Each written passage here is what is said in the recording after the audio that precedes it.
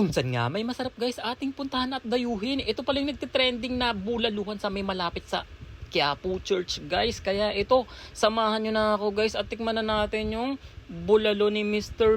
B. Kaya ito, naka-order na pala ako guys. 155 pesos lang guys, single order. Only rice na at may kasama na siyang soft drinks, only tubig din guys. Kaya ito, busy sila sa dami ng order guys. Napapansin nyo naman sobrang dami. Tinitimbang nila yan guys para pare-parehas yung serving at walang daya. Kaya ito na yung order ko guys.